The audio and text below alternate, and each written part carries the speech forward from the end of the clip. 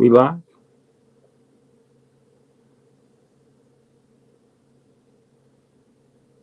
All right, yeah, we here. Yeah, all right, we here. Yeah, because we did the intro, and I don't know, it's missed some stuff up with it, so I don't know what's going on. But yeah, we live here on a Tuesday night under the lights here. I don't know for some odd reason when the intro came on and it kept on going. So I'm like, okay, what's going on? Like, because I was talking and then I heard the intro in my mic. So I was like, it felt like the intro was going for a minute or two or whatever. So I don't know what happened with that. But yeah, we are back here. We're live. Okay. I'm sorry to do this, but my other phone is messing up. Is it? Can you hear me well? Um, I think I can hear you. I say some stuff. Say some.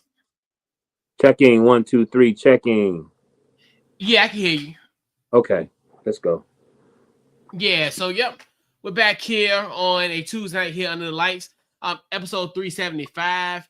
So we got a lot of stuff to talk about today. Actually, some two coaching changes in Baton Rouge. Obviously, the obvious one is Lane Kiffin heading to LSU. We'll talk about what's next for Ole Miss, and pretty much kind of talk about their new head coach. We'll talk about that momentarily. Also, our thoughts, not thoughts, but more so of Ole Miss um, after the day's ranking kind of dissect where they are in the college football playoff and what have you. We'll discuss that. Actually, and then we'll talk about Trevone Boykin, the former Seahawks quarterback. He has some choice words to our guy, Russell Wilson. We'll roll that clip when we get there. And then also, as we mentioned earlier, another coaching change in Baton Rouge where Marshall Faulk was named the head coach at Southern University. So we got a great show lined up for you tonight. So I guess we'll just start with the first topic at hand because we knew this was going to happen. So address the elephant in the room while we're here. Well, Lane Kiffin was hired as the head coach at LSU. His deal is for $13 million a year, a 7-year, $91 million deal for him. And of course, we always want to look into the buyout clauses of these coaches. So if any does get let go, he does have an 80%. He's owed 80% of his salary. So that's going to be really, thing to look at for especially for coaches nowadays who've been fired before their contract is up.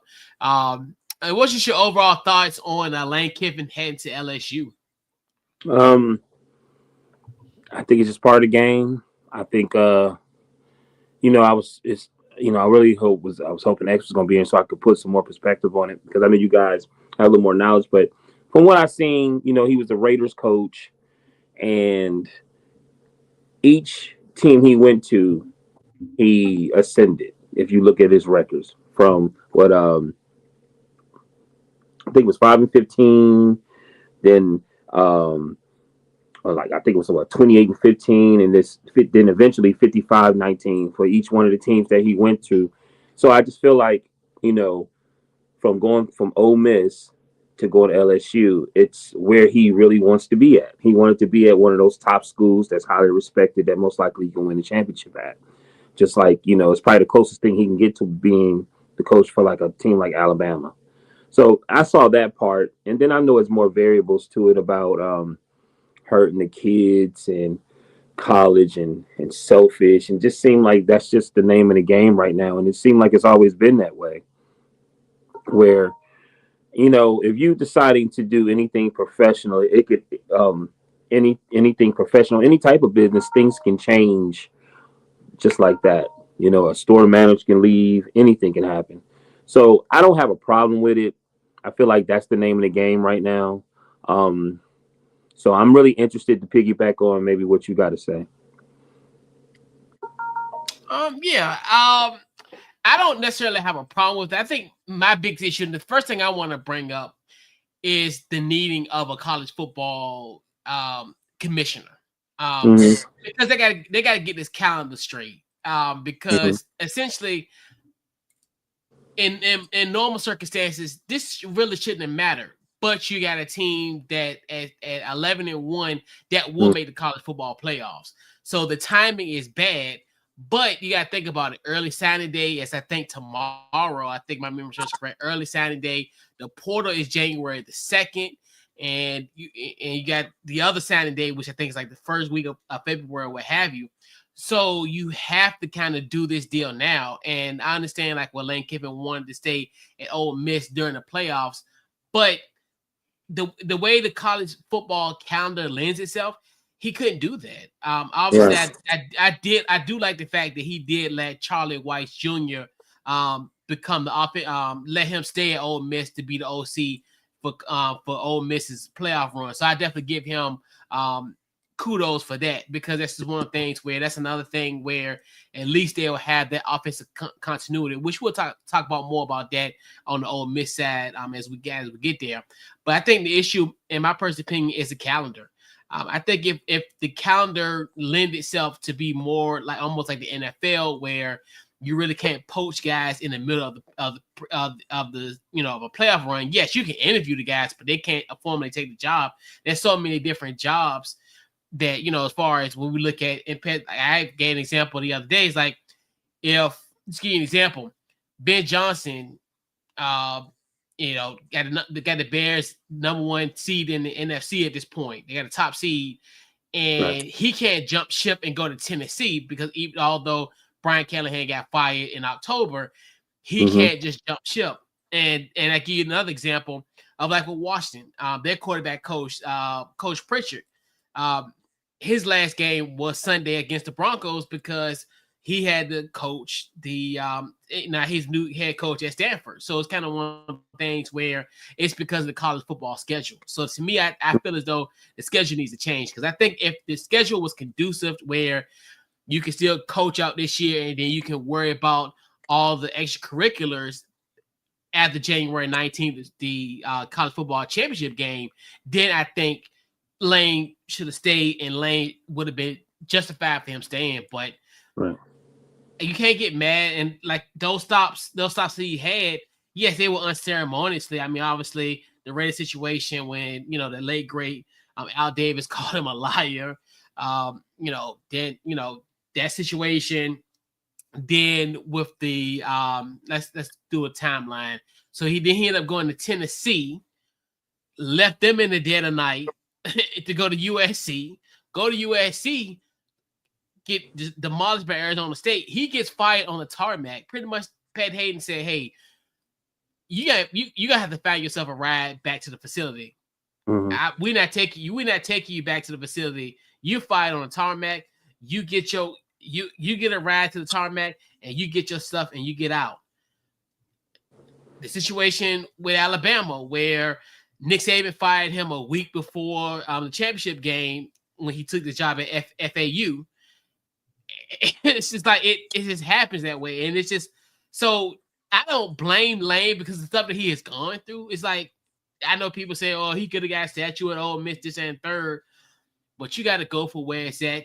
And like we talked about it 2 weeks ago, this was a better job. This was a better job. I mean, you got to think to yourself, you got Mm-hmm. over 110,000 people that fill that stadium every Saturday, week in and week out, compared to Ole Miss at 60,000. That almost double the size. And you're going to be able to recruit better because obviously Louisiana, and you even see on Sunday coming off the private jet, he's talking to the #1 prospect in the state of Louisiana. And Right. it's just like he hit the ground running. And this is one of the things where I do understand, like, essentially what Keith Carter pretty much said, "Hey, you take the LSU job, don't coach this team, don't coach the team." And I get it, because like obviously like what kind of Lane has done in this 48-hour period of how he's been able to meet with recruits and hit the ground running. But I mean, it is what it is. Yeah, I want to piggyback. I think he still should be able to coach though. I think he should be able to finish out. Because just like I feel like when Harbaugh was with Michigan, we had a feeling that he was going to leave too, didn't we? Yeah, we knew he was leaving. Yeah, Right. we knew he was leaving. Yeah. So I just feel like, okay, you got this. you got this, you moving on here, and you could be in your feelings. I just think it's a double-edged sword. I think, okay, if it was the other way around, it wouldn't be it. You know what I'm saying? If they felt like if Ole Miss was like, hey, we can get Nick Saban, I bet you they would take Nick Saban and be like, hey, Lane, we want to let you, we want to let you go. You know what I mean? I'm just saying it's business. And when I look at his record, I vaguely remember how they made fun of him when he was the Oakland Raiders coach, and how they said he's a college coach, he shouldn't be in the NFL, blah blah blah. So when I see that, and I feel like he felt like I want to be a top tier coach then, and if I'm going to be a college coach, and it just seemed like every team he went to, and he don't stay with teams long. I think this was his longest tenure, and it showed. You know what I mean? It showed, and sometimes too, it ain't what we see on the surface. Sometimes, like, and we'll talk about that later. By him taking this opportunity, opened up another opportunity for somebody else who never had a chance. We'll talk about that later, but you know what I mean. We really don't know. So I just wish that he was able to finish it out, because he still. I guess the only way. I guess you're saying that he had to get a buyout. That's what you're saying. So he couldn't coach him no more. Oh no. That was that was a stipulation in the LSU contract, because obviously it was the Okay. whole situation with Brian Kelly and Right. how they say that he didn't get technically fired, but that I is got you. Okay. they sell it. See, that's another one where they kind of settled it because we knew Lane Right. was on his way. So Right. it's I really just feel like interesting how I wish he everything would finish plays it out. out. I wish even though he made that He should. decision, and I think he making the best decision for him and what his goals are. And now everybody's goals is what I think he did what he's supposed to do. They've had complete success, and everybody's in order. Everybody's in place. Um, and I wish he could finish it out. You know what I mean? Yeah, and the only thing I disagree with is because of the calendar portion of it, because Mm-hmm. it's gonna be really tough for him to kind of do both. Yes, Right. coaches that are going to be in the college football playoff are probably more likely this weekend, and even to this date to now are on planes, trying to get Mm-hmm. recruits and all that type of stuff.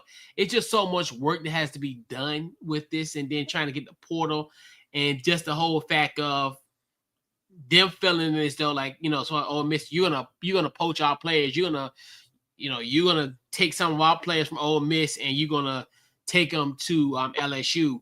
I do agree that he should, but it's just the way this calendar set up. It's gonna be really tough for him to kind of juggle both, I got you. because it's almost similar where, yeah, you could have it in writing, but you know like how, we like talked about the Harbaugh situation.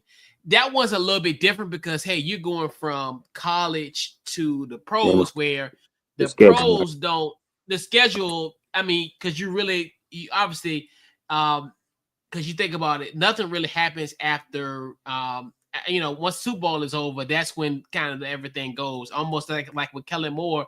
um you know after they won the Super Bowl, we knew the next day he was going to New Orleans. So Mm-hmm. it's interesting, to say the least, how it all happens. I'm with you. You're right. You're right. You're right. But it's his calendar, man, and that's why I hope that, because this isn't going to be the last time that this is going to happen. Obviously, I know, some of it lends itself to what's going on, but there needs to be a commissioner. There needs to be somewhere where, and it's tough because now you got to deal with the academic aspect of it, because obviously you can't let these guys, essentially, January 19th is the national championship game. Most schools, if not many of them, the spring semester probably will be starting. So it's gonna be Mm-hmm. kind of tough for a gap to go from one school to the other, and and have them, if we say the situation, give a date like a week after the national championship, the 26th. Most of these colleges have already started their semester, so it's gonna be kind of weird that these guys are gonna miss maybe a couple of weeks into the spring semester going to another school. So it's kind of interesting that how this all gonna work out. I know I've always kind of had some thoughts in my mind of how this could work out, but it's just it's tough, and that's why they need a commissioner, because at this point the kids are eating candy for dinner. That's how it Right. feels to me. It's like it's unstructured. And you and do need structure. And you right. Just the problem, man, is that everything is so controversial now. Even having a committee, everybody have even with college football, like they have their favorites. It's easy, it's so hard to trust people, even things of that nature. You know what I mean? Because it seems like everybody got their hand in a cookie jar, or eventually will be. But you're right, though. They Yeah, need some. and yeah, and I think it can just be one of the things where even pushing the season up a little. Like just get rid of week 0 and let everybody just start, because especially now when you're about to, because the NFL's about to have an 18-game season. So if the NFL starts an 18-game season, more likely they will start Labor Day weekend. Mm, So why won't college football start their official week? Because they got a week 0, which I never understood the whole fact of having a week 0. Just eliminate week 0, make it week 1, and that's the weekend before Labor Day. That's that last weekend. Well, maybe it just depends on how the Labor Day falls. But typically it's either the second to the last weekend of August or the last weekend in August. And essentially let that be week 1. Maybe you eliminate, because most teams got like 2 buys potentially. So you eliminate maybe a buy or so, and that pushes it up, because now if we had a conference championship games, we could have it during Thanksgiving potentially, and then we just start the college football playoff like in December, maybe be done maybe the second week of January or possibly January 1st. That'd be our national championship game. So then guys can hit that portal that January 2nd. So it could be like that, where keep it simple like that. And I think that's gonna be something where somebody's gonna really have to work on that, because it's got to be something done in that place, because like you yeah. said, Lane did deserve to continue. It's just the schedule. It's like, because at 11 and we had their best season ever at 11-1, and and they can't, he can't finish it out, which he shouldn't be penalized because he's taking the better job, because that's the reason why he got the LSU job. Because if Ole Miss was a 8-4 team, or or a 7-5 team, no one even be talking about Lane Kiffin at It's all. He like wouldn't even anything be a else. coach candidate. Yeah, it's like anything else. Like anything you do, like you try to put things on your repertoire, on your resume. You know what I mean? That helps with how much money you're gonna put in your contract, things of that nature. And like again, if you just pay attention to, like I said, I remember them making fun of him. And now when you look at it now, I'm like, damn, like he didn't run away from it. He kept going. Each team, he stayed at some teams for 2 years, maybe 3 years. This one he been almost 5. He been there since 2020. And I think what year was he with the Raiders? That was '07. See, Raiders for '07, he was 5-15. And then Tennessee, he went to Tennessee at '09. He was 7-6. USC from 2010 to 13, he was 28-15. Florida Atlantic 2017 to 19, he was 28-15. Um, and then Ole Miss, he was 55-19 from 2020 to 2025. So you look at that and you like, okay, well, we can get him. And then LSU is basically doing the same thing they did with Brian Kelly. I remember that conversation. I remember that because wasn't it something like he didn't even know he was going to do that? He was somewhere and then somebody called him, an agent called him and was like, because I think, wasn't he looking to maybe trying to go to the USC job or something like that? You talk about Lane Kiffin, or you talking about Brian Kelly? I'm talking about Brian Kelly. I said LSU is basically Yes. doing the same thing they Yeah, did with yeah. Brian Kelly. So yeah, He because was Brian Kelly was actually at somebody's house recruiting, and yeah. he was recruiting a guy. And I think once Brian Kelly had left, that was announced because he was on. Matter of fact, he was on a phone call with his agent, so he knew when he was in that kid's house, right, that he got the LSU job. He didn't tell him that he had an LSU job. The right, kid found out on television. right. So you okay? I may be wrong. Let me see if I remember because we did this on the show. I think the agent was the agent for Leakin Riley and him, and I think he was trying to. It was something about somebody wanted out of the LSU job or the USC job, and Leakin Riley got the USC job, and Yeah, then he was like, okay, well, it opened up for Brian Kelly. I think it was something like he didn't even know that he had a chance to get that, but it was the opportunity was there for them, and there was a lot of money. And remember, I think didn't he divorce his wife before he signed the contract or something? who, Brian Kelly? Yeah, I'm not sure, but I know the situation with Lincoln Riley was almost that similar. It's kind of like we knew he was gonna go. It's kind of right. not. It won't like the circus like Lane Kiffin. Like Yeah, I got you. we knew he was gonna leave. It like it was like pretty much at the time we didn't know. Like it was leaked. Like maybe like hey he's probably gonna be going to USC. So that's one of the things where like it's a lot. It was a lot different than how this situation transpired. So it was kind of it's similar, but it's not. It's Right, similar in nature, but not as a circus as Lane Kiffin kind of was, because that this situation was almost like a circus, but due to no fault of his own. I mean, nowadays it has to be a circus, man, so it can trend and everybody talk about it. You know what I mean? Like when I looked all this information up, it was everywhere, and everybody putting their 2 cents in. You know what I mean? And it's like, and people are, a lot of the, a lot of people are just saying that, like you said, they need some type of structure. Mhm. And then like some people saying, well, somebody need to be the adult in the room. And to me, it could be the other way around, where they hire somebody and pay them, and then the next thing you know, 3 or 4 games down the line, they can fire them, or you know what I mean. And then what you're gonna do? It's a business. It is what it is. Yeah. It's cutthroat. Yep. Hey. Yep. All right. So we're gonna bring X up. All right. What's going on, X? What's going on, fellas? Let's go give it to you. You all right? What's up? Yeah. What's up? Yeah, man. So you just in time. So I wanted to kind of give you the floor on give you the last word on your thoughts on Lane Kiffin heading to LSU. Not surprising. I'm not sure if it was it really announced on Twitter, or did he talk to the team before he actually put the tweet out?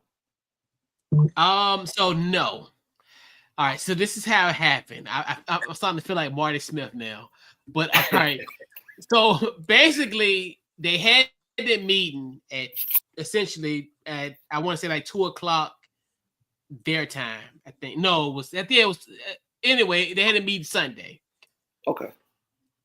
The statement was read out because and what I was told, well, what we were all told that essentially Keith Carter, their AD, pretty much didn't want Lane to even be in the meeting. So pretty much what happened was they read the statement about Lane.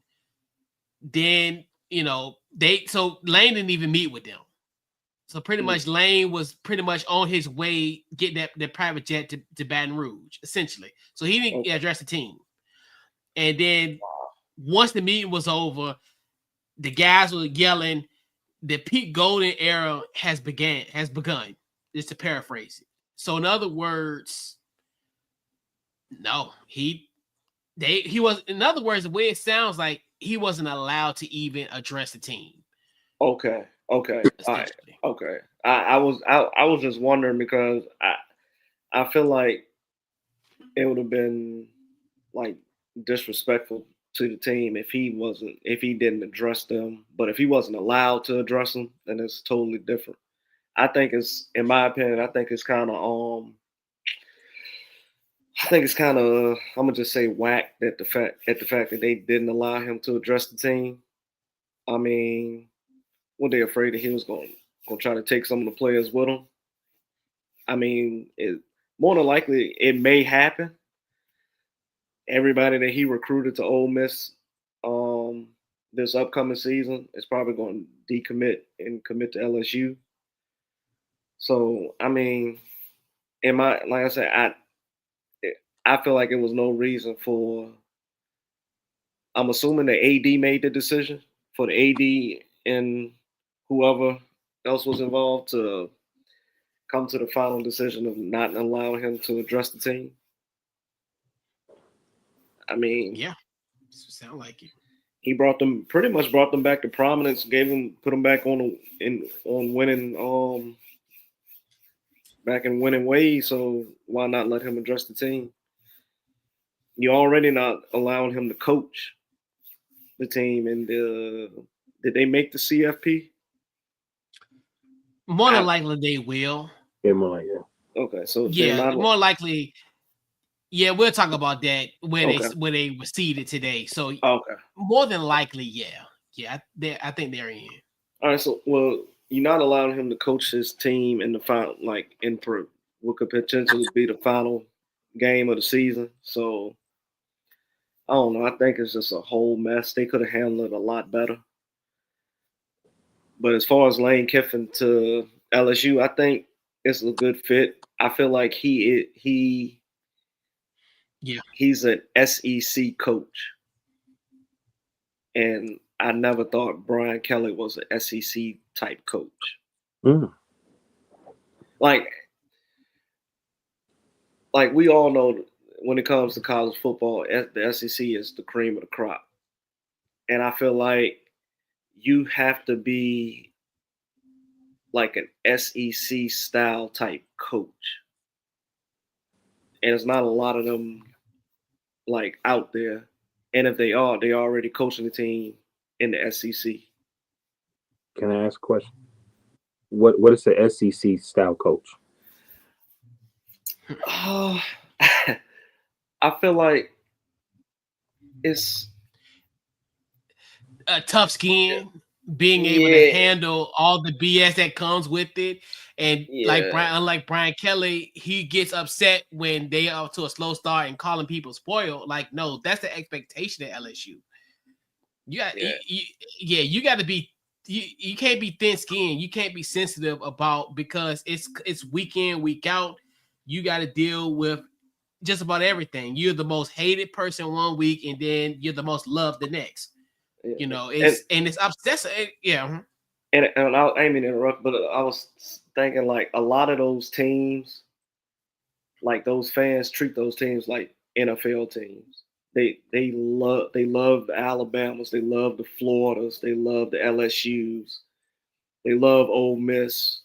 Now you got Texas A&M.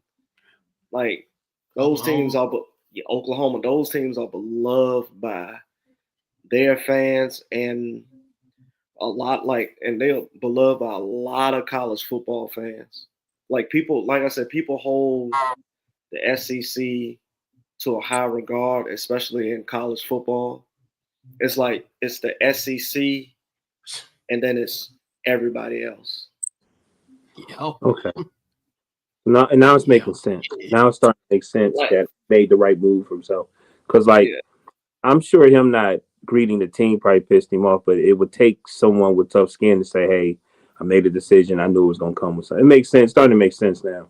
Yeah. See, and I think they try to paint him out as the bad guy. I mean, but Lane Kiffin has always come off like a jerk or whatnot. Yeah, but I mean, but I think you gotta have that in you to coach in the SEC.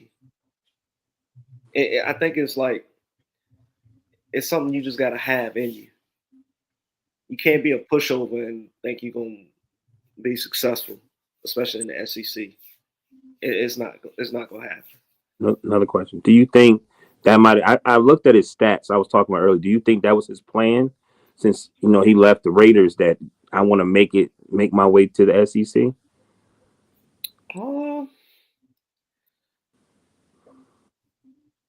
mm, You want me to answer it real quick, or Yeah, everybody, y'all. How about your opinion? I'm just trying to think. Like, I mean, I understand. Like like I said, the SEC is the cream of the crop. But do you think? I want to ask you this: do you think leaving the NFL team and going back to a college team is like a step down, regardless if it's coaching the team in the SEC or? I just think he is an opportunist. Go ahead, Coach. but I mean, it is what it is. But like you said, it's coaching LSU is like an NFL team. It's Right. might be just worse.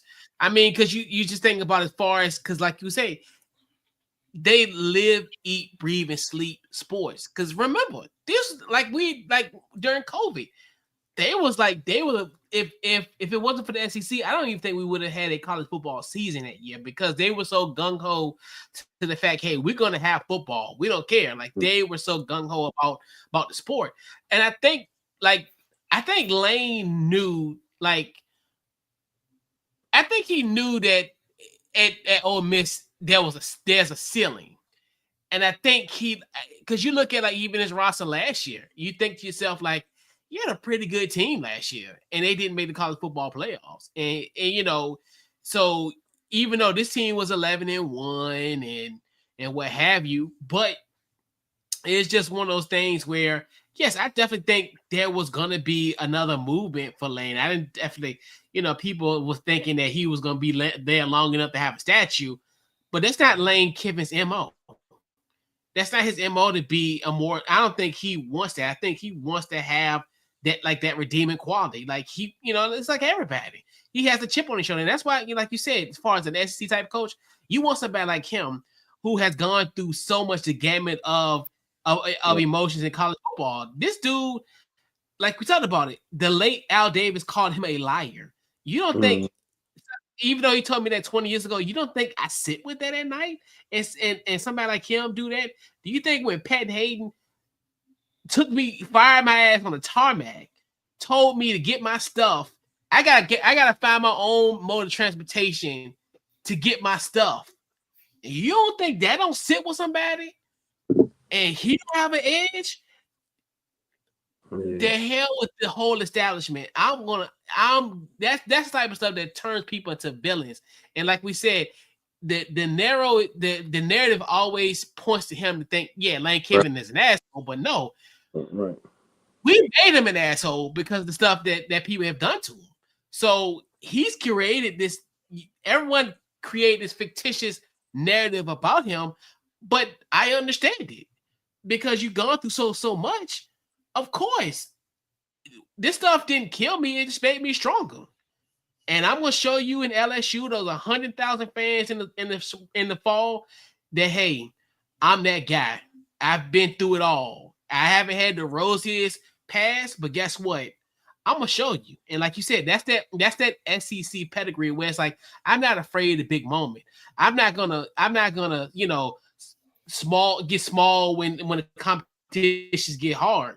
I'm gonna stand tall, and I'm gonna face this head on. And we've created this Lane Kiffin monster, and it's all not us, but as far as just the stuff that has happened to him, you created a beast, and Lane Kiffin straight up. So he's up for the challenge, and he get an 80% buyout too. So if it don't work out, guess what? He's still gonna be straight. Yeah, like I said, you look at his stats though, man. He got it successful. Like I think out of everything, the stuff with Ole Miss, regardless of this controversy, people really have some type of respect for him because he's been there 5 years and he changed the organization around. You know what I mean? For this though, you could sit there and be like, oh, he was like this, oh, he was like this. Well, when he's 55-19. What the last since 19? What they say? This is 1963 to 2020. Ole Miss only had 3 10 game winning seasons, and he's had 4 out of the last 5 years. So the respect is there. They could say that he could coach. So I think he like, man, this is my goal. And sometimes when you have a goal and nobody really understands, I think this is where he necessarily wanted to set up. Because I think X, me and you was talking about Florida, I think, and I said something about him, and you said, nah, I think he kind of settled in Ole Miss. You remember that? Yeah. Yeah, he was like, I don't see him leaving, Sean. He was like, man, he kind of set up in Ole Miss, and he probably most likely is.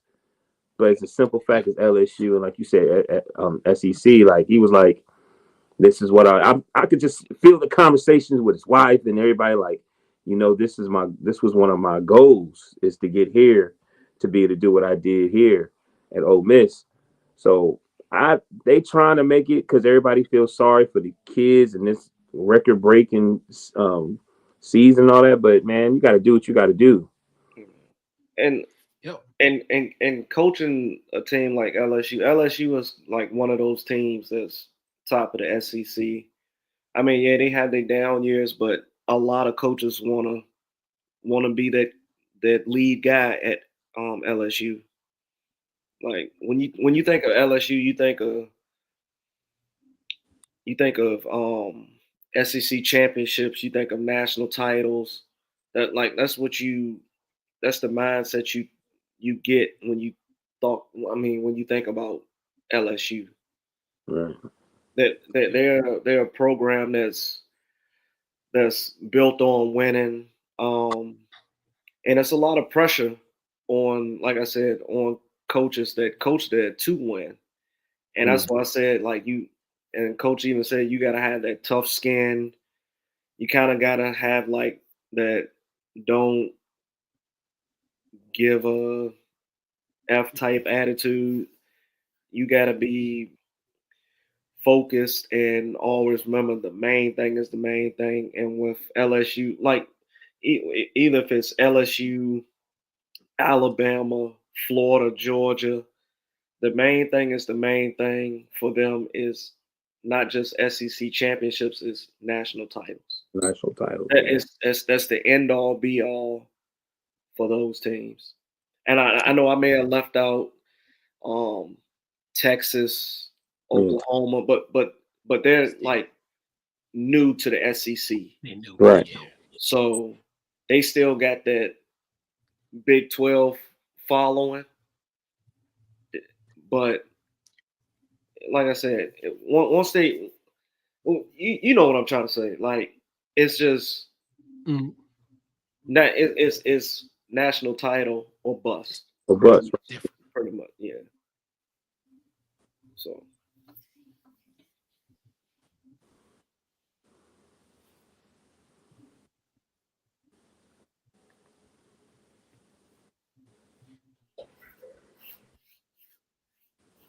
Yeah.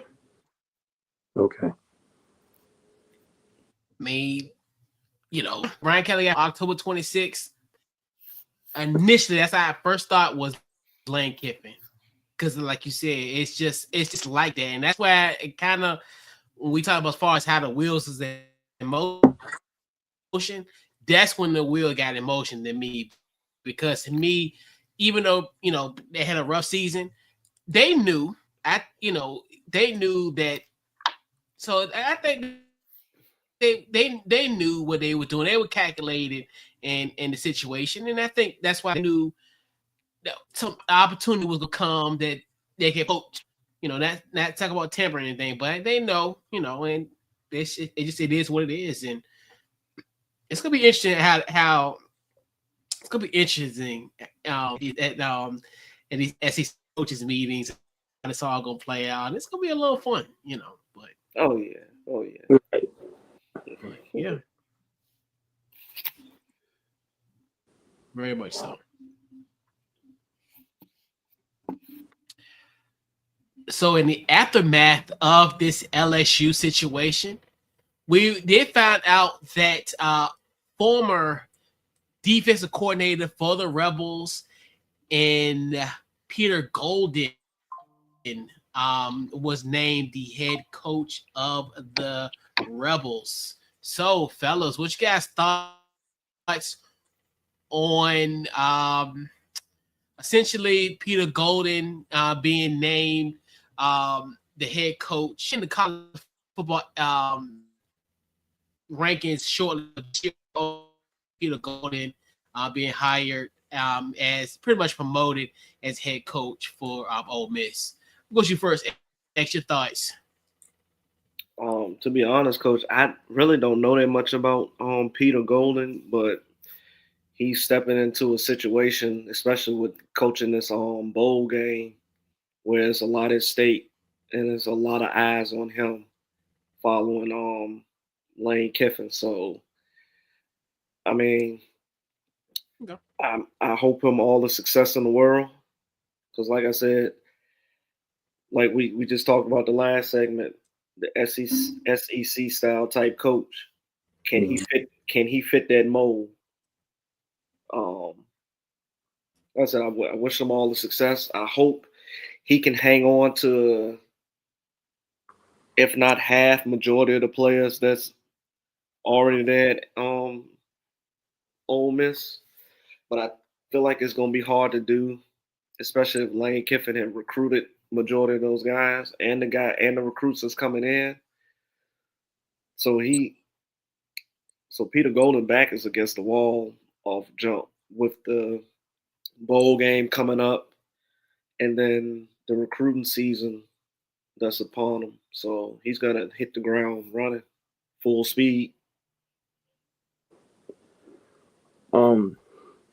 Yeah, man. Like from what I've seen, I don't know much about him either, but it seemed like he's been a coordinator for like I don't know, like 6 different teams. And one was Alabama, which I think he got the thumbs up from Saban to Lane to put him as defensive coordinator. And I believe, like, I'm gonna be honest with you, I know everything is TV and entertainment, so they can trend. Me personally, you never know.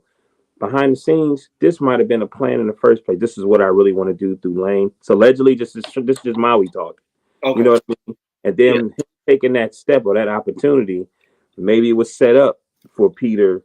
For Peter to take his position. I heard they said they had to reach out to other coaches that was, now I think you have to interview them, but they probably already, once Lane left, probably knew they was gonna give him the opportunity. They didn't make him the interim coach. They said, "Hey, I'm gonna make you the head coach." When I watched when they announced it, it seemed like the players was extremely happy. You know what I mean?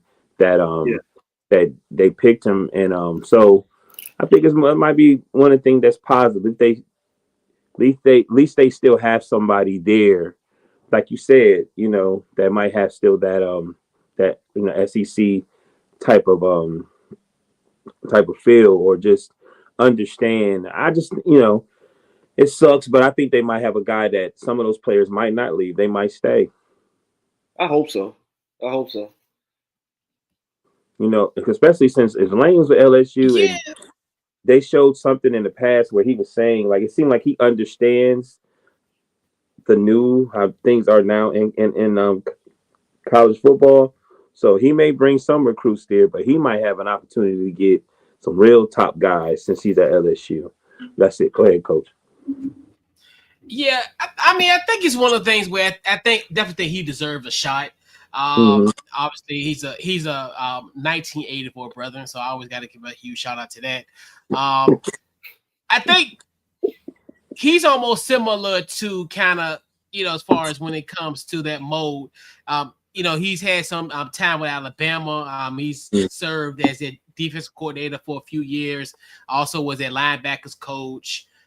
He served. I think he was with Alabama from like 4 years, from 2018 to 2022. And also he was been Ole Miss in 2023.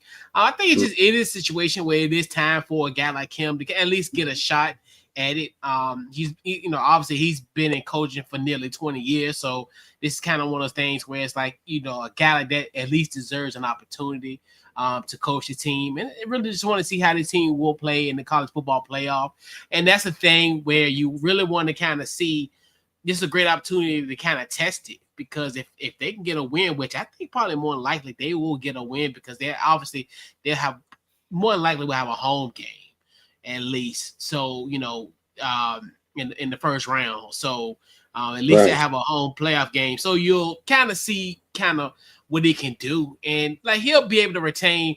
But Lane let a lot of guys are going with Lane. I think 5 of his coaches, the strength and conditioning coach, and like their GM is going too. So it's gonna be interesting how Golden is gonna essentially assemble his staff after the season is over. So it's gonna be really interesting to kind of how he will who he will pick in those spots, because obviously pretty much most of the offense is gonna be gone, because I think obviously Charlie Weiss Jr. he'll still stay on while during the playoff run, but once it's over, he's gone. I think the tight end coach is gone. Pretty much their whole offense of staff is going to LSU after the season's over. So it's really gonna be how he gonna do that offensively, and then he gonna have to get a strength and conditioning coach, and he's gonna have to get a GM. So it's gonna be Lane Kiffin said, it's gonna be a lot, huh? Lane Kiffin like, oh, okay, I can't. Okay, cool. Well, I got you. Everybody leaving, bro. He taking everything, the furniture, the dining room table. I mean, you gotta start somewhere. I mean, but I don't blame him. I mean, especially when it comes to strength and conditioning. Like, if you got a guy that's been with you for that long, and like, I had to take the strength and conditioning coach. I like that's key, because you think yourself like, damn, right. like, because that's when we think about coaches as far as who we see. Okay, you see the guys, you see the offense, defense coordinator, you see him in the booth, but that strength and conditioner, you don't see them. You see them in another light, where they are critical for the success of the team, because obviously they're dealing with just like you said, strength and conditioning. So he's the one that kind of get these guys, ready for games, and when there's situations where there's a war of attrition, he's been putting in that work silently behind the scenes. He's really the most important person when it comes from the behind the scenes perspective that you don't see on the field. So and then the general manager, what they call the player development, which is a dress up term as a GM at this point. Especially college football now, because we never really use the word GM in college until, like, obviously with this NIL stuff, we have general managers now. So kind of that's what he does. So it's going to be a drop off for sure. But it's going to be. I'm curious. You think that's why they gave him the job? Because Lane was taking everybody else. They was like, man, if we offer probably Peter the job, then he'll probably stay. I think they just had no choice, because the thing is, you didn't let Lane coach the team, so it's almost like they had no choice. They although they knew that he was going to leave. I think, like we talked about it 2 weeks ago, it was pretty much a set deal. Especially, we didn't talk about it last week, but once the Kiffin family took a private jet to Baton Rouge last week, I mean, that's when you do the national search trying to find a coach, right? So I mean, at this point, that's what you do, and it's kind of one of the things where they had no. I wouldn't say they were handcuffed to the situation, because you can't get like a new head coach now, especially when you're in the middle of the playoffs. So it's kind of one of the things where it's like they had to name him the head coach, because he was like the next in line. Because you think about it, most of the offensive guys, because Charlie Weiss Jr., he's going to LSU, but even though he's going to be coaching the team throughout the playoffs, but he's going to LSU. So he was next in line. So yeah, I mean, they had no choice. I got a question. Why were they like trying to rush Lane into making a decision? Why didn't they just wait until the season was completely over with? What was the point of that? Like we talked about it earlier in the show, the schedule. Because it's kind of one of the things where it's like, all right, you need to let us know so we can plan, because I Right. don't want to be in a situation where we're in this college football playoff and you kind of mulling over this LSU deal, because like we talked about LSU, tomorrow is National Early Signing Day, so Right. you gotta get a jump on that. Right. Transfer portal is January the 2nd, so it's Right. kind of one of the things where it's like he had hit the ground running. Like we talked about Lane when he first touched down in Baton Rouge, he's meeting with the number one player in the state of Louisiana, like that. This man ain't even brushed teeth and took a shower fresh out the plane. He meeting with recruits. So it's kind of one of the things, like we had talked about it. The schedule just don't lend itself. It's like, to me, it's almost like do you allow your children to eat candy before dinner? Like, and that's a situation where it's like you think to yourself, if you allow your children to run your household, like as far as from a disciplinarian standpoint, because that's what's going on now, where you don't have no structure, no nothing when it comes to this, and it's just being ran like the Wild Wild West. Right. And yes, I get it, and I think they did that because they're such a tough spot. Now, if they were just a team that wants to make it the college football playoff and they were just going for a bowl game, I think they wouldn't have been so hard pressed to give him a hard deadline like they did. So it's because of how they the schedule, not a schedule, but it's just how the team is. Like, if they were going to a bowl game, hell, if they were going to if they were going to the Poinsettia Bowl in San Francisco, the Pop-Tart Bowl, they would have found some kind of way to kind of figure this out and to be, because the time is just, it's just such a quick turnaround. You gotta let them know something. And that's the thing that sucks about this whole thing. And I know people say don't use that excuse, but I'm gonna use an excuse. It's it is what it is. It's like it sucks. It truly sucks. Nature of the game. Yeah. And it sucks, but it's really just the nature of the game. It's where it's going right now. Like, you should be like looking forward for stuff like to happen. Like, Ole Miss should have. Man, we gonna let it go though. But it is what it is. They'll be all right. Yeah. I was gonna say, this is the new college football. Yeah, like I said, I got a brother. Same thing. Like, they had success last year, and they had their meetings at the end there, and there was people jumping in a portal. It was one young lady. Yeah. She just said that he's damn near. And so with that being said, 15 other players was like they wasn't coming back, or they had plans, so he had to redo everything, and it just seemed like that's how you got to be. It's like you got to take these 2 steps ahead. Yeah, you got to be.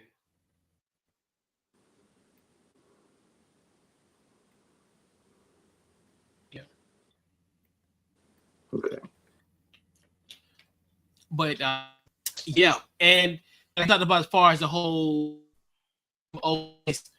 so it's now ranked 6 in the college football playoff, and I think that's because of bringing Charlie Weiss Jr. back in the fold. So I think that's another thing that kind of helped them, because they actually moved up a spot. Then penultimate, and so basically they will probably more likely will have a home game. Right. Okay. Yeah, they'll be in. They're in. But it's a lot of intrigue going into this week, for sure. And that, like, so not with a side note, but it's kind of what I found interesting about the college football playoff rankings this week. They added JMU, so they rank at 25th. Be really interesting. Who would ever think that the ACC championship game is pretty much the most crucial game of this of championship weekend? Because we know Indiana and Ohio State will make it for sure. What's his face? Georgia's going to make it. Alabama probably more likely will make it, especially if they beat Georgia twice. So it's kind of, I think they'll be in regardless because they've already beat Georgia this year already.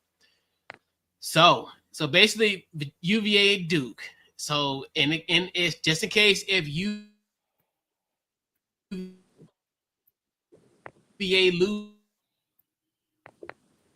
loses, is concerned. Basically, if Duke loses, that pretty much pushes JMU into the college football playoff. Okay. It's really interesting. It's essentially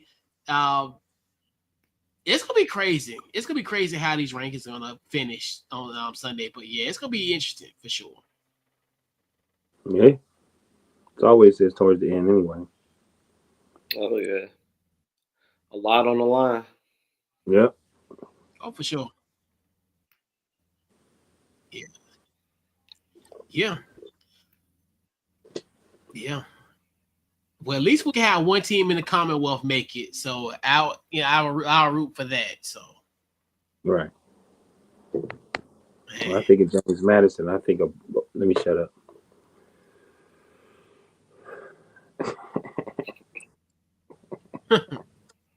Hey, be like that out there. I know, right? I was thinking about moving up there one time in my life. I was delivering wine. I was like, oh, they're friendly up here.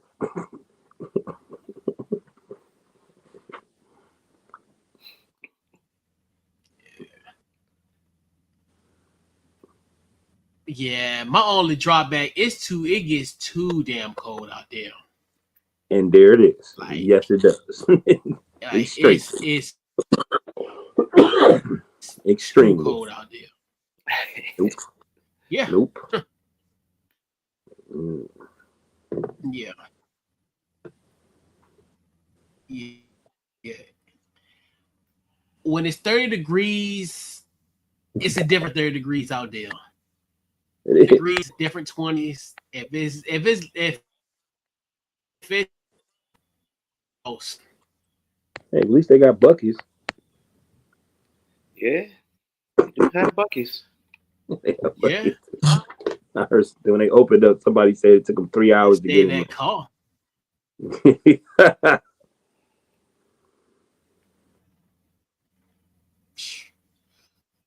I believe them.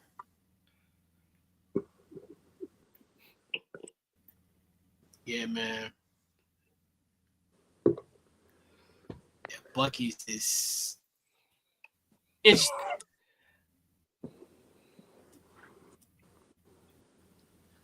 All right, so fellas, we gotta talk about Trevone Boykin. People remember him, maybe the former TCU quarterback once upon a time. Also was a member of the Seahawks. So he had a interesting. I think this is a test. I don't know if this is recent or not, but a lot of people say. But either way, it doesn't even matter. So basically, there was an audio from a podcast that Trevone Boykin was on, and he just discussed Russell Wilson and pretty much talked about his family dynamic during his hanging out with Russell Wilson on during a one Thanksgiving holiday. And this comes from Blue Nola Tarot. Follow them on YouTube, and here we're gonna we're gonna view this video of Trevone Boykin and his thoughts on Russell Wilson's family dynamic.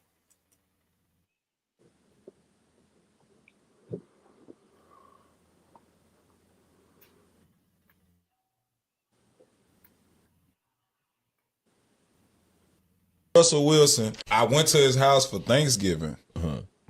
The weirdest feel like he catered. So no, you know, like, bro, I come from a traditional country black family. We throwing down. If I got as much money as Russell Wilson, my whole family would talk about me so bad if I ain't fly everybody out there for Thanksgiving. And I'm sponsored by an airline. Yeah. Maybe he's not close to his family. It may Russell Wilson. I went to his house for Thanksgiving. The weirdest feel like he catered. So no, like, bro, I come from a traditional country.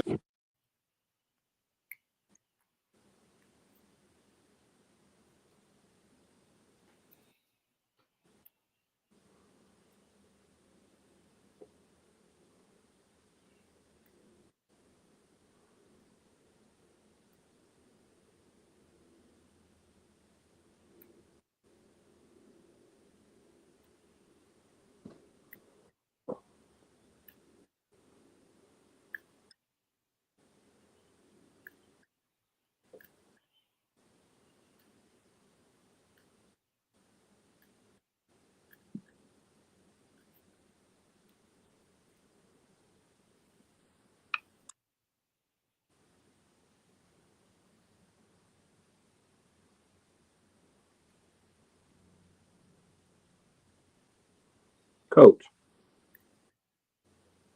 X, you there? Yeah, I'm here. All right. You think he froze? I think so. Okay. Let's just, what we do. Yeah. So what's your take on that, man? Honestly, I thought it was unnecessary. Like you kind of put out that man's personal life out to the public. Like none of us need to know that you went to his house for Thanksgiving. None of us needed to know that he had it catered. None of us needed to know that his family wasn't present. It was just unnecessary, and I'm pretty sure Russell probably regrets even inviting him now, even though hindsight. But it sounded like he was clout chasing, like trying to have a moment go viral. He did. At the expense of Russ, and it's like not just him, but it seems like everybody over time has just started taking a little bit of shots at Russ. Eventually, he's gonna get fed up and fire back. I can't wait until the day, but whatever. But everything that Trevone Boykin said in that podcast on that podcast was unnecessary.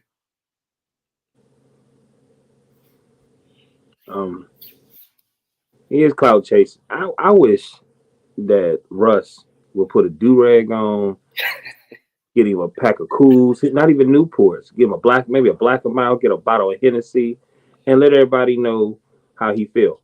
But I hear what you're saying, and that's what most people say, but I believe that he had that young man come to his house for Thanksgiving to show, man, you can have this if you focus. I didn't know who this guy was.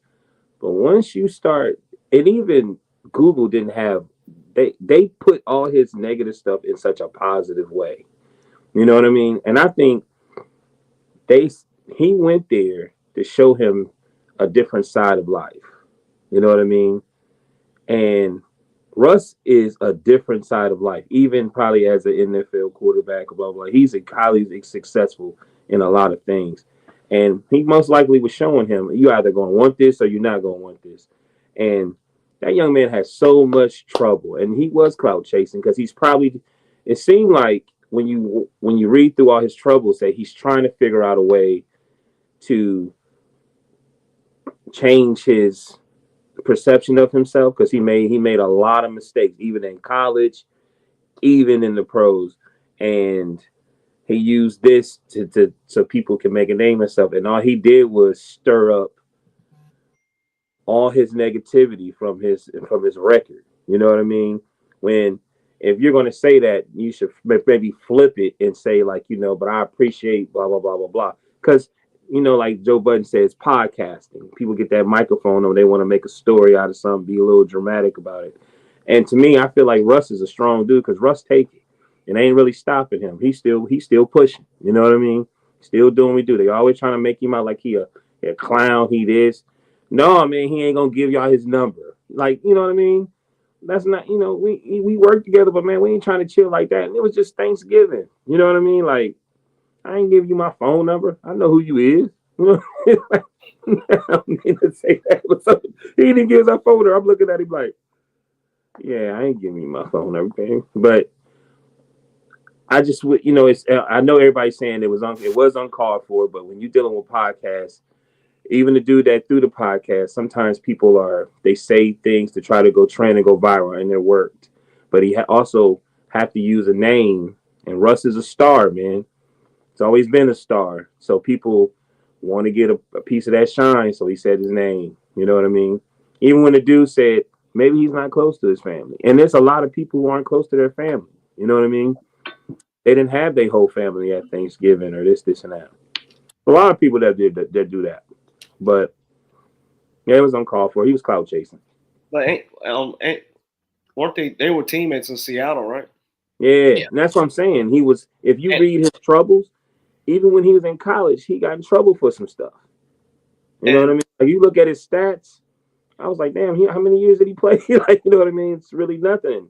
But he had trouble in college, and then he had trouble in his pros, and then like he got locked up, and then when he got out, he played overseas, trying to get himself necessarily together. You know what I mean? And this right here, and it's sad because nowadays stuff like that he's trending. So more people are going to talk to him about his troubles and this conversation and dealing with trending because now everybody knows his name. And another thing I didn't like he was talking about the kids, how they were bad. Like, that's really unnecessary and uncalled for. If I can see, okay, you was talking about Russ and everything, right? Just you should have kept the focus on Russ, right, and not even mention anything about the kid. Kids gonna be kids, right? Regardless of who's around, kids are gonna be kids. And for you to say they were like, and the only kid he pointed out was Baby Future. He was clout chasing. Unnecessary. Yeah. Now, if Future responds to you in a lyric or on a verse, then what?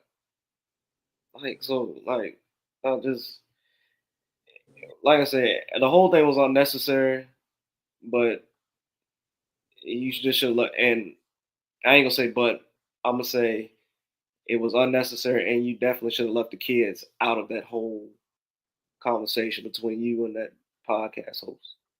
And before Coach, before Coach say something, he was being a vet too. That's the thing. He was being a respectful vet. If you listen to, and then he said after that he went to Earl Thompson's house, and it was like blah blah blah blah blah. That dude is not Russell Wilson. You know what I'm saying? Oh. He's not. He's not. Like I'm not a big Russell Wilson. I respect him. I know who he is, but Russ is more than just a quarterback. You know what I mean? Like he was more than that. He's bigger. He's a little bit bigger than that. GQ Man of the Year, all that stuff. Like, Anyway, Coach, you there? Yeah, I'm here. Right. I think it was corny. In my personal opinion, I mean, because the simple fact of people just gotta realize when you are invited to somebody's house, that's a privilege, and that's a privilege that you don't take for granted. You don't talk about somebody, you don't badmouth their situation. If it was a bad situation, I wouldn't speak nothing of it. Like, it is what it is. You were courteous enough to do it, and like the whole fact of him saying, well, you got the money, you can fly your whole family out. The same thing can happen to you, even though, granted, yes, you might have been the backup quarterback. You're still a guy that's making enough money. You're probably making more money just as much as most of your family. So why you didn't invite your family out? Russ probably had seen you. You probably had a talk with him, and you saying, hey, I'm probably be by myself for the holidays. Why not? He's doing this for you as a favor. Because like you said, most people don't have a family to go to for Thanksgiving and what have you. And the same thing happened to the Trevone Boykin. You didn't have a family there. And anyway, and then my thing is, why you comment on his family? You don't know what his family, what his mother or his siblings got going on. Right. Because, and his, like you said, his mother might do some other traditions other than that. And like that happens. That's every family dynamic. Yes, I have family members that come for Thanksgiving, and I have family members that come for Christmas. And the ones who come for Thanksgiving don't come for Christmas, and the ones who don't come for Thanksgiving don't come for Christmas. That's a family dynamic, and that's what happens. And his mother might have, mother might got some other stuff going on with her family or whatever, or this, that, and third. The sister, I think, the sister might have been playing college basketball at the time. So, obviously she can't be at Thanksgiving because she's probably on the road at a tournament or something. So it's just one of those things where you just don't know to speculate that. Just like if I go to somebody's house, and it's like I go to your house, X, and you invite me over for Thanksgiving, and I'm gonna talk about your kids. What about to talk about your children, and you invited me? Like you extended up, like I would have been by myself for Thanksgiving, and you got the nerve to talk about somebody, like you said, talk about somebody's children, and we all know how Russ feels about Future, little Future. We know how he feel about him. Obviously, with the Aggie post and all that, that's pretty much his son. So that cuts deep. So you disrespect me in my house and talk about it's catered. Why does that even matter that it's catered? Like, okay, if it catered or not, like, but that's what most people do when you have money like that, because that's what it is. And so my thing is this. And this is why people don't, and this is where it kills me, because everybody say how Russ is this bad teammate, this, that, and the third. And yet again, another narrative that's been portrayed in a negative light. He invited you over. Like people don't understand, like when people invite you to stuff, that's a big deal. Like, because how people are nowadays, and how Russ should be going forward. It should, because this is why people don't get invited to stuff like this, because of this type of nature.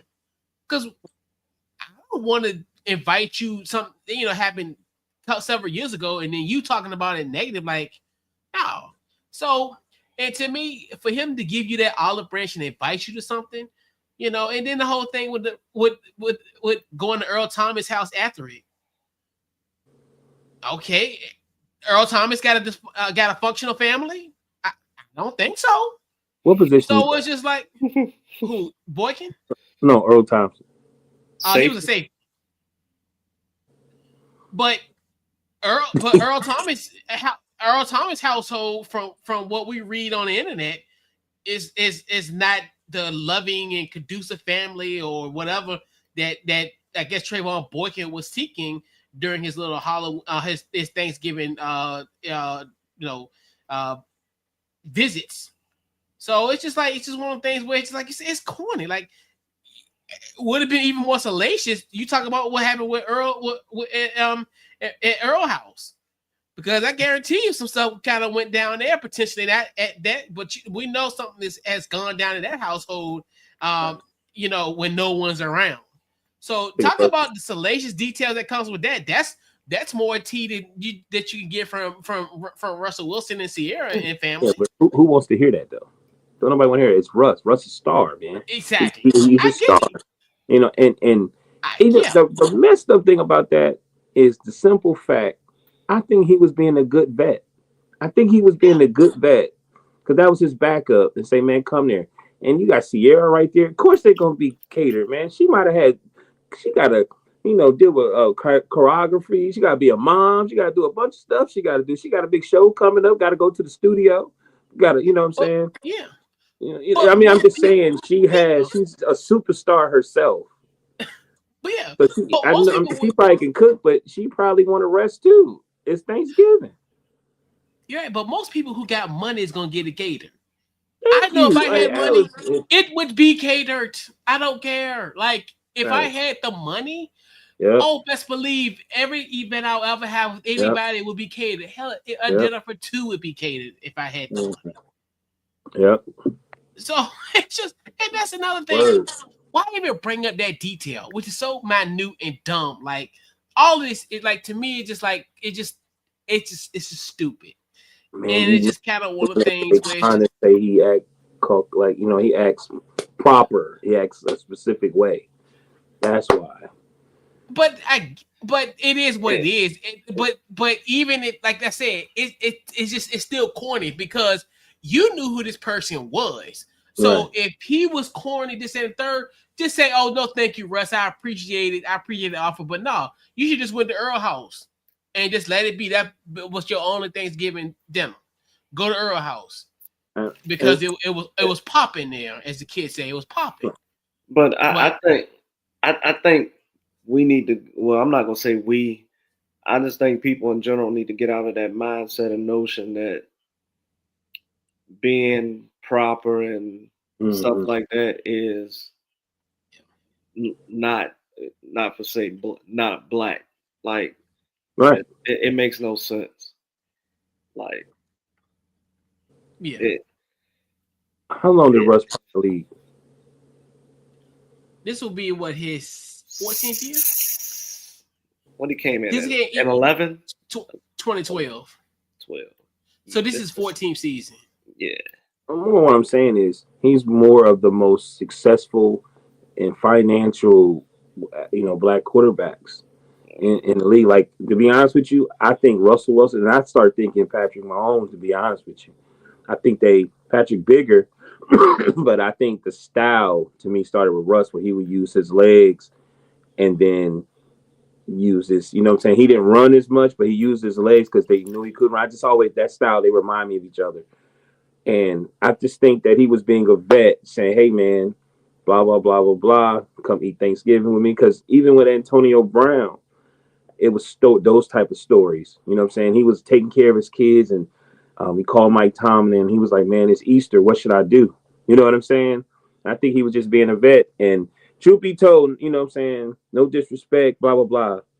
I think the youngin should have listened to him. You could still go kick it at Earl's house, but you should have listened to him, man, because if you look at your rap sheet, bro, like, I'm not hating on you, but look at that rap sheet. It was like, who you want to be. You want to do that or you want to do this? You know what I mean? And that's the honest to God truth. He could have been like, man, I ain't trying to deal with that young boy. Forget him. He trying to take my job. You know what I mean? I ain't got to help him. I'm not his daddy. I ain't his uncle. That's not my family.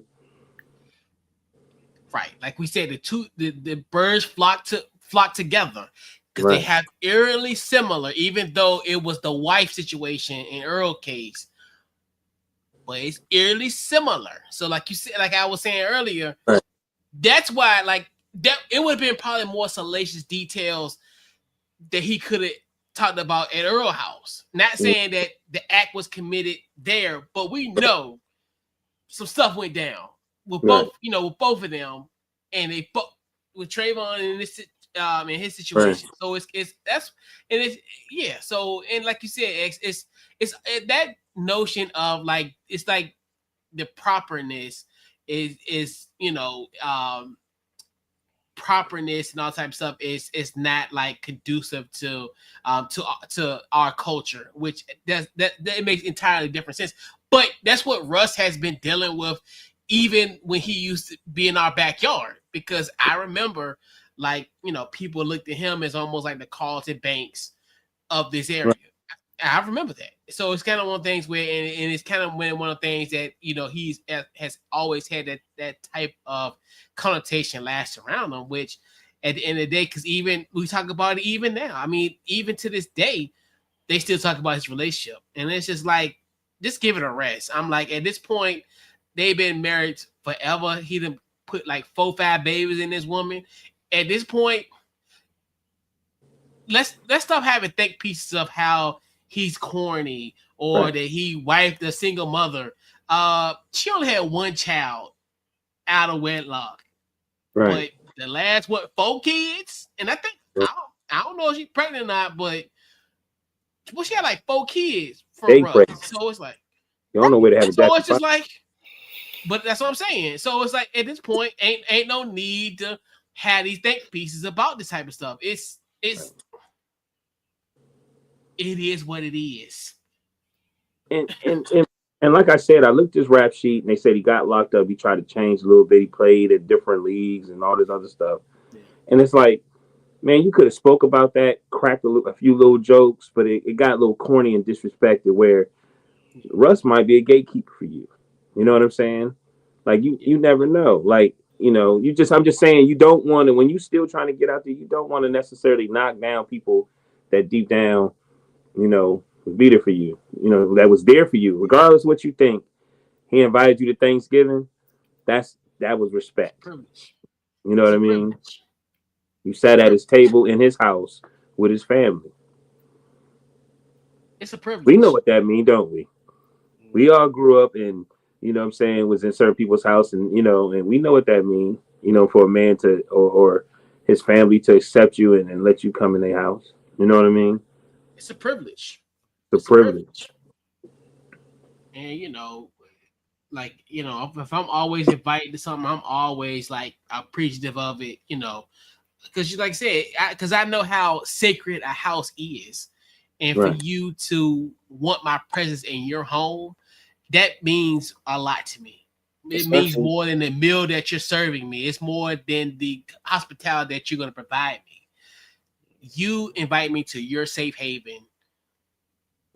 It's something I can't put a price on, because the gratitude of that is just so great to me. Like, you thought of me to be in your home. And he thought of him in high regard because he invited you into his home around his family on Thanksgiving. Right. So he kind of held you in high regard. Right. Yeah. And then years later, you go and do this. In which they criticized him for not doing. They said that, we really don't know him. We don't know his number. He let you in his house and took off his mask so you could see who he really is and meet his family. Now you realize why he don't probably do some of those things. Yeah. Wow. So my advice for the 2-time Richard Tannis Basketball Player of the Year: man, don't invite nobody besides your family. No more teammates. Hell, maybe Jameis Winston, maybe Jackson. Yeah, let him come in. Don't invite no. Definitely don't bring in Abdul Carter. But I'll leave that alone. But yeah, I'm waiting for Sierra to smack one of these dudes. I ain't even gonna lie to you. But Russ do gotta. Yeah, he got to clap back in him, because he clapped back at Sean Payton. So I'm like, I'm telling you, I'm gonna put it this way. I think if Boykin say something else again, I think Russ gonna clap back, because I think sometimes when you try to clap on Russ like multiple times, he gonna clap back, and because he caught a stray when the Giants played the Broncos, and he said, "You know what, F it, I'm just going. You know what, I'm just gonna say what I got to say." And he let him have it. So I was so proud of him of doing that. So he got it in him. Trust me, he got it in him. Right. I'm hoping that Boykins, because I don't think he knew what he was saying was gonna go viral the way it did, and the way, because Unc and all of them was gonna get at him.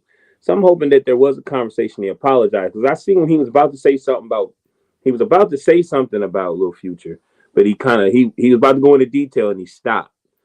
So I'm hoping that, a conversation might have happened behind the scenes. You know what I mean? Because he's going to get interviewed again. Oh, yeah. And that's what he wants. Yep. Yeah, he wanted to continue. Yeah. Rent due. So, I mean, hey. And them dudes probably paid about 20, 30 grand for that. Any interview he does from here on out, that's probably going to be the number one question. Because ain't nobody gonna ask you about your career. Like, I don't even think Youngin wanted to talk about his career. I'm telling you, you see his rap sheet, you're like, oh my God. Like, he jumped on a cop. I mean, allegedly. But, all this, there's a bunch of stuff from the time he's all the way down. I'm like, man, what's up? He's some Ritalin. What? Yeah. And like Dame Dash said it perfectly, just a bunch of chatty patties. Right, that's what it is. It's just like, I mean, men gossiping, man. That's how we do in 2025.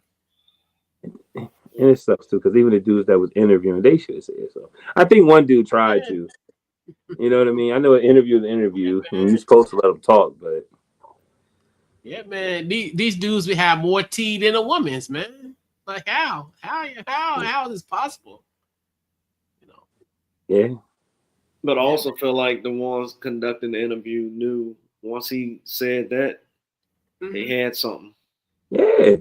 So he cornered him. Oh yeah, it's like a DJ Vlad type situation. Like yeah, like you get them dudes that's be up for federal crimes. Oh yeah, I hid this hair. I put the yams in under the safe. I'm like, you know you know this is live, right? Why are you telling?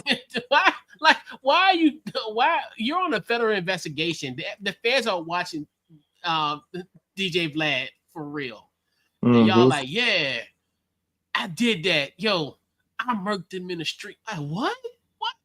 Excuse me? Like, you can't say that. Like they're watching Vlad. Like, this is evidence. Like, evidence ain't even got to be. Y'all making the evidence digital. It used to be you have to put the evidence in a bag. Oh no, the evidence is on a jump drive in the cloud. Right. Vlad is the new Dateline. Right. He's a Chris Hansen. He's a Chris Hansen of federal crimes. Oh man. Funniest you know thing why I'm here? Apologize. It's the worst apology you ever heard in your life. Okay. And then you know I'd be like, say I'm sorry, bro. Let it be. So, but, MC Tron, you said that you were going to murk Trey at the corner store. It's MC Tron. How does he rap? That's crazy. Oh, you said you were gonna knock his block off with a shot off. Get it. That's what I said I'm gonna do because you know what I'm saying. You know. That's so funny, bro. Oh, you said you hid the yams inside of your auntie's house. Oh, where's your aunt live at? Oh, down by the corner store. Right. Oh, and you told Keisha to drop off that pack across the river. No, I said across the lake. See, if you don't have rivers, this says James River. and you were headed south. They just, I try to tell them, people, I said, we was one of the first ones with camera phones and we wasn't allowed to take them nowhere. And then we all did things probably wasn't supposed to do. Once you press send, you have to deal with everything that comes with that. You know what I mean? And you try to leave now, but you can't run because we have the police outside. So, yeah, I mean, that's what it is. Yeah, and hopefully if Trevone does apologize, the apology should just be similar to how he aired this out.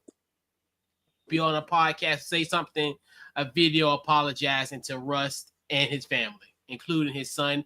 Because I understand if he would have had like a funny story saying, yeah, he tried to punch me or something. I thought that was so funny. Like little, you can't just say, yeah, man, his kid was bad. Like it's probably 3 or 4 shows I think he's gonna be on to do that. And one of the only sports one I could think would be Cam's. But yeah. It's gonna be interesting though. But hopefully he'll do that because like our boy Russ don't deserve that with y'all. No, I mean, like I said, back in the day I was a future dude. You know what I'm saying? But I think that's lame though. Especially I had a great Thanksgiving. Yeah. So when you have great Thanksgivings, man, you start really understanding, what it's really supposed to mean. You know what I mean? Like it's eating, not just eating food. It's meeting people and talking and watching football, and it's a lot of things with it. And that stuff is disrespectful. Everybody live different, man. Yep. And trust me, I wouldn't have been judging Russ if I was in this house. If I could move in or something. Yeah. Right. It's a moment where you create memories. I would have created a memory with Russ. I wouldn't have created a memory that essentially disparage the guy and what he does, and and half the stuff that you discuss was none of your business. So I mean, yeah, man. But there's just a note to the wise. If you got a chatty patty in your group, don't invite them over. Exactly. But yeah, man. So let's talk about our final topic tonight. Marshall Faulk, the Hall of Fame running back, the former Colorado Buffaloes running back coach, is now at Southern University. So we got 2 new head coaches in Baton Rouge, Louisiana. We're talking about Lane Kiffin at the top of the hour, and we'll end the show at the bottom of the show with Marshall Faulk heading to Southern University. Which guys thoughts on Marshall Faulk heading to Southern? I'm gonna go with you first. X, what you got? Is this his first head coaching? Okay. Yep. I like the move. It kind of reminds me. It's kind of similar to the path of Dion, starting off at HBCU, getting your feet wet in college football, especially as a head coach, bringing in the type of players and recruits that a school like that wouldn't normally get. Plus, you're gonna learn from an all-time great, one of the most versatile running backs that we've seen, a Super Bowl champion. I think he won an MVP. Didn't he win MVP? Yeah, of the league. One of the players, one of the few running backs, especially during his time, that had 1,000 yards rushing and 1,000-yard receiving in the same season. Part of the greatest show on turf. If not a Hall of Famer, future Hall of Famer. Yeah, I like the move. Yeah, I think Marshall is in. If my memory serves correct, I think Marshall's in. Okay, well, even better. Like I said, I like the move. He can, like I said, he'll be able to, and he's also going to bring eyes to that program that wasn't brought before. He may, like I said, I feel like he's going to have the Dion effect that Dion had on Jackson State. So I'm like I said, I'm hoping he has nothing but success. And hopefully he wants to stay there a long time and not just use it like as a stepping stone to get to like a power 4 team or PWI. I hope he stays there long enough to leave a good legacy behind and build something.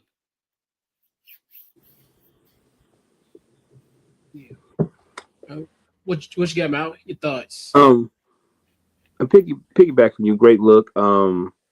He's and he's, like I said, piggyback on what you said, X, with 1,000 yards receiving and 1,000 yards rushing.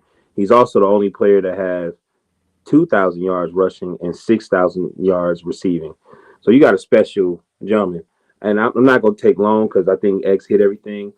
One thing he said at the press conference was that over the years, he's always been asked to coach NFL, different college places. He said he didn't have to leave Buffalo. He could have still been with them. He said, but I was comfortable. And he said, I don't like to be comfortable. I like to shake things up.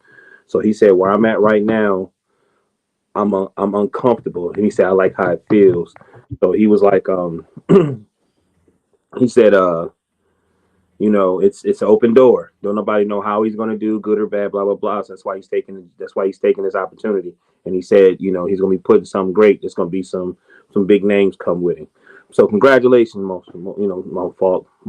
What I'm saying? All success to you, man. Yeah, I think this is a good move. I think this is now the path. What I was here to say, it's more like the path now for coaching in the ACBU ranks. I know a lot of people looked at kind of like what he did at Colorado and then the lack of coaching experience. But this is kind of the pathway of what ACBU is going to do. It's obviously different than obviously the Power 4 schools and you know and all the other FCS schools, because I think this is an opportunity where it gives you know, these coaches, it gives them more so brings visibility to the sport. I think you know, a lot of people look at, like, you know, now you're seeing the success. You're looking, like you talked about Deion Sanders, his success at Jack State, and now you're looking at kind of like what Deshaun Jackson did this year. Didn't have any coach experience, and then, you know, led that Delaware State team, you know, 1 win shy of winning that conference. So this is kind of the path for HBCUs to bring in those splash Hall of Fame-esque, or, you know, NFL greats to the coaching realm. So I definitely think this, and this is one of the paths I never did think was going to happen, because I know we always talked about, like, how can, like, you know, former players become coaches, because if you look at from a, you know, from the Power 4 perspective, and even those FBS schools, essentially there's a path. Like, you know, we had talked about as far as Pete Golden earlier. He was a GA in 2006 and worked his way up to become the head coach of Ole Miss, and that's what typically happens. But we get to a point now where, you know, and we talked about this on a couple, maybe about a few years ago, where that path, most of those guys aren't gonna go that path, because at time when you're a GA, you're playing professional ball, or you're still playing in the sport. Because, you know, like Golden, he was 22 years old when he was a GA. So, you know, and then the way GAs get paid, ain't nobody, you know, those guys, you know, aren't gonna, you know, do that, you know, as far as being at a GA, even if you retire in your late 20s, early 30s, and you got a family, and you got a wife and kids, you can't afford to be a GA. If you're a single man, probably, but generally by the time you're in your 30s, you got something going on, you know. So as far as that's concerned, so yeah, I don't have a problem. I know a lot of people looked at the pathway, but this is the pathway for HBCUs, and you know, obviously there could have been other candidates for this job, but this is the route that they're going, because, like everything else, I know what I always talk about, the NFL is a copycat league, but every industry that you're in is essentially a copycat. If they see success in their business, they're going to do that. Like, you know, obviously, like I talked about Deshaun Jackson, his success at Delaware State. Hey, if we bring in a Marshall Faulk, we can have that success. If we can bring in certain guys, we can have a success. And I think that's where it lends itself. So I'm happy for Marshall Faulk, like you said, you know, and that's kind of one thing. It kind of helps Deion in this coaching tree, because that's pretty much been the opportunity that Deion has blazed a trail for guys like that. So it's, you know, one of the things where it's just tipping this cap. I know, obviously, you know, the Colorado season didn't go the best that it should, and, you know, Colorado's kind of in a tough spot coming in 2026. I know the hot seat is getting a little warm and bolder, but just off the strength of him being able to get this job at Southern is huge. And it's, you know, obviously he's from New Orleans, you know, not necessarily at homecoming in the sense, obviously it's in Baton Rouge, but just the simple fact of him going back to his state, and him, I'm just curious how he will recruit and how he will handle the task that is being the head coach at Southern. So huge shout out to Marshall Faulk, man. But yeah, so another team to watch in the 2026 college football season. So yeah, we're gonna have some star-studded guys as coaches in ACBU, and yet again, it's a great way to glorify the sport, and hope they will let minority media members into their press box. But never mind, be quiet. But I'll leave that alone. But yeah, so hopefully that's the next step. Hopefully they'll allow independent minority media members in their area. Because I don't know, for some odd reason the PWIs, hey, yeah. Here you go. You can have it all. Want to go to this game? Yes. You want to go to this game? Yes. Oh, yes. You want to do this? Oh, yes. Come on, you come on the Zoom call. Yes. Tony Elliott comes on at 4:00. Come on, join us. Oh, sorry. Let me chill out, man. I'm about to crash out. But anyway. But yeah, man. But in all seriousness, man, shout out to Marshall Faulk, man, for sure. Yeah, man. Yeah.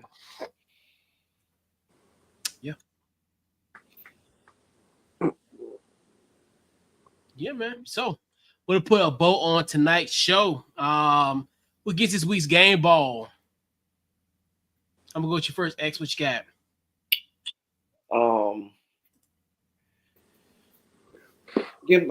gonna give the game ball to I feel like I'm gonna mess her name up. The young lady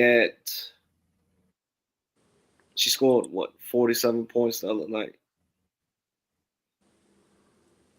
I can't think of I'm gonna mess her name up.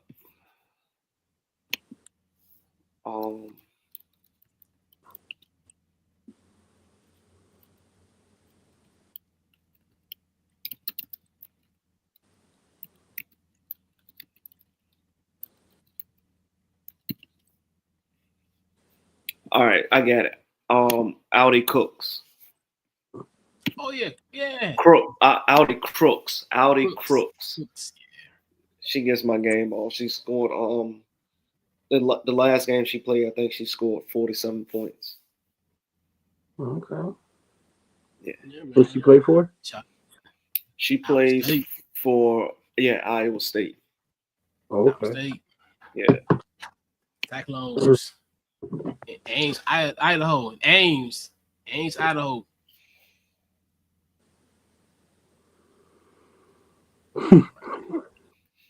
Yeah, man.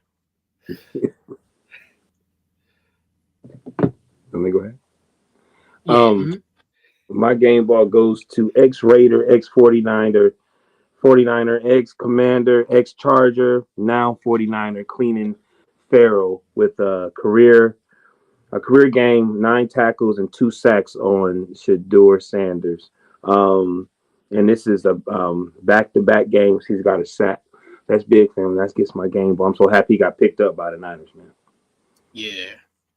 That's gonna be good because obviously now being reunited with Robert Saleh. Right. That's perfect. That's perfect for him. Also, they said one of the reasons the 49ers signed him is that he's a strong man. He don't get hurt much. Yeah. They need that. They had got I think Nick Bosa and Bryce Huff had got hurt, so he was able to step in, and I'm just really happy for him, man. You know what I'm saying? That he still was, and he went out there and he this is probably the best I've seen him play since Clemson. To be honest with you. Yep, he balling, and like I said, being reunited back with Robert Saleh, I think is making a world of difference for him, and because obviously, going back to San Francisco NFC Championship days, in San Francisco, they don't sneak in and get that wild card the way it looked. Yeah, so that's what's up. I was happy for him. When I Googled it and it said career, I was like 9 tackles. I was like, wow. You know what I mean? Yeah. In that game. Yeah, man. Yeah, man. Cleveland is a disaster, man. Like Cleveland, the Ravens, the Steelers. Like, you know what I mean? Yeah, and I have to watch the Cowboys and really be bitter. But don't worry, it's December. They're gonna come crumbling down starting tomorrow night. I can't wait to this demise of this team from Arlington. So X, do us a big one tomorrow night Detroit? For sure. Yeah, tomorrow night on Amazon. Hey man, I'm being honest with you. I just think that he's never had a receiver like GP. He's never had a receiver like him where he can just throw it up. He's supposed to be like not a very like Like, he just throw it up, man, and then he make it. That's. I don't even want to talk about it no more. Go ahead, coach. Yeah, man. Yeah, man. He's legit. But trust me, it's all good because they can't afford him. So, and he ain't gonna be there next year. They can't afford him. Y'all know how it is. I mean, I know we got to move on, Rental. but I want to know what's really going on with the Steelers and how they've treated their receivers. I mean, Antonio Brown was Antonio Brown. I know what he did. I know he did whatever he did, but Antonio Holmes, Martavius Bryant, it's just something. I know they're a defensive-minded team, and the defense get away with a lot, but they don't really treat their receivers well. Like Hines Ward had to go on ESPN and say, "Man, I don't want to lead the Steelers. I deserve to be paid." Why does he have to do that? Yeah. Anyway, my bad. I just want to vent a little bit. It's all good. Hey. I think they value the running back position so much because back then they used to be a ground and pound team. Right. But they not now. Like, No. Warren wasn't drafted for a reason. Yeah. Yeah, man. As I mentioned earlier in the show, my game ball goes to Peter Pritchard, the former Washington Commanders quarterback coach, now is the head coach at Stanford. So definitely looking forward to what he's going to bring in Palo Alto, California. So, hopefully, we'll get to see him, Lord willing, in July and in Charlotte. And hopefully, like I said, Lord willing, and it's going to be fun. Kind of see what he can bring to that Stanford team. But almost, guy that played the quarterback position at Stanford now comes home. And I think Andrew Luck did a good job with this hire. Obviously, Coach Pritchard was instrumental in Jane Daniels' development. So I want to see what he can do with this next Stanford quarterback that he'll be molding into the fold. So, yeah, man. So before we head on out, we'll do our final thoughts, social media, and any upcoming things that you got going on. What you got? We'll go to you first, X. What you got? Final thought. Great show. Glad to be back on after missing last week.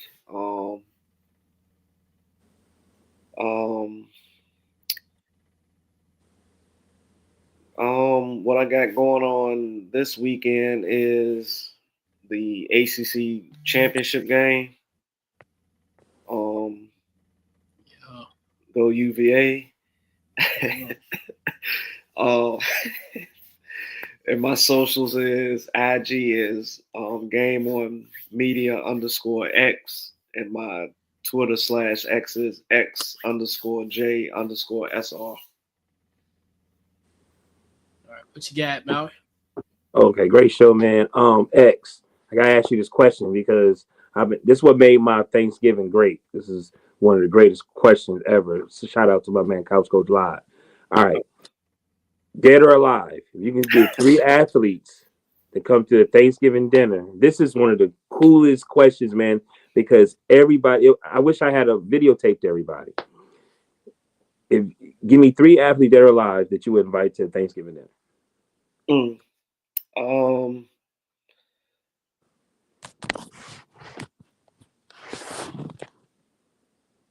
right. I'm gonna go Muhammad Ali, Kobe Bryant, and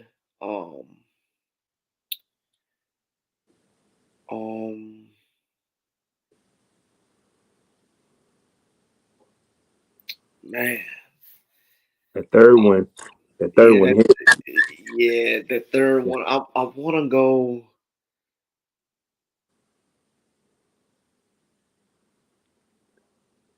I got a boxer. I got a basketball player.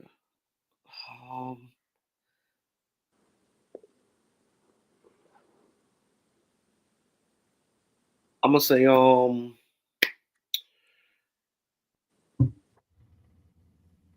gonna go Peyton Manning. Oh, that's great. The coolest thing about this question, I got some people said, one dude said Arnold Palmer first and ended it with Allen Iverson. That's crazy. I got some people say Darryl Green from the Redskins. Did you know that he throws every year a celebrity golf tournament? Yeah. In in Richmond, Mineral Green and at Great American Ranch. That's where they have the after party. Mm-hmm. No. Okay. Just I was Yeah. thought I'd throw something to you. Oh, okay. But Because I was great supposed show, to, I was man. supposed to go. Because Darryl Greenwood had an appearance at Home Team Grill, didn't make it, Okay. and they told me to go, but no one really told me where to go, and Okay. it was like, oh man, because they knew I was there because I had my Redskin stuff on. This might have been Right. like 10 years ago or so. Okay. He Yeah, has so yeah. every year. He still does. I delivered to Magnolia Green and I delivered to Great American Ranch. All right. So how I do. I do anything for you, boy. No. But yeah, man. But yeah, Huh? You said Magnolia Green. That's the golf course right there off of Whole Street, Wall yeah. Street. Oh, okay. I Yeah. didn't know that. That's why I was tripped. That's why I said this is the coolest question because I asked everybody and it's so unique. The three, they start with one, and the third one they think, and then they throw you something, and that's so great. It makes you really love sports because like Arnold Palmer, Allen Iverson, like what I'm saying. That I was like, and one dude did like Unitas at number one and ended it with Allen Iverson again. I was like, it was a whole nother place.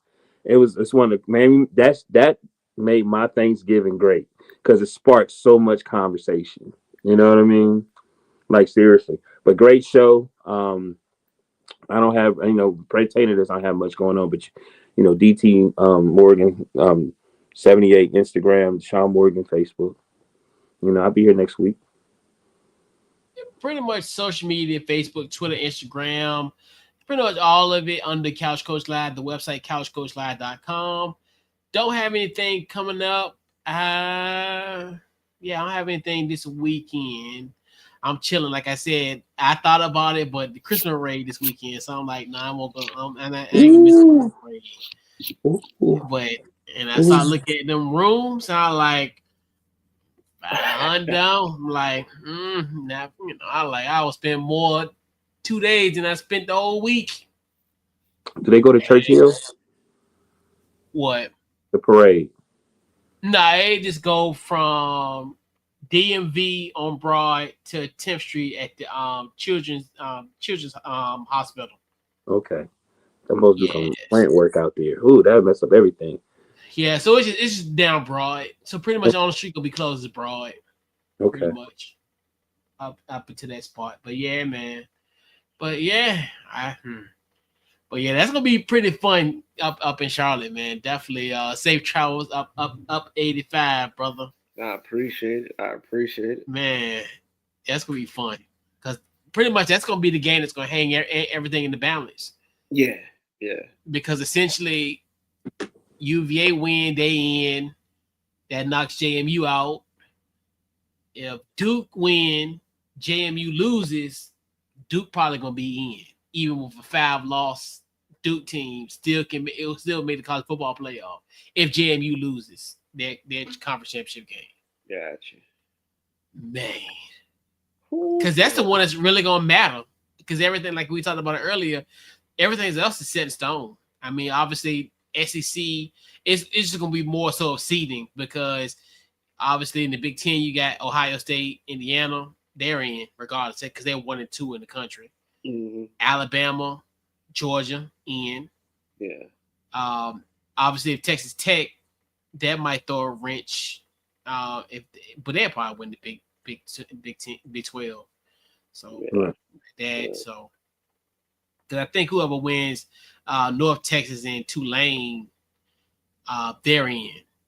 Okay. So because they'll be that because remember they got it now where they're gonna reward the conference champions, like as far as it's not like an automatic berth, like they did last year, where like how Clemson got in.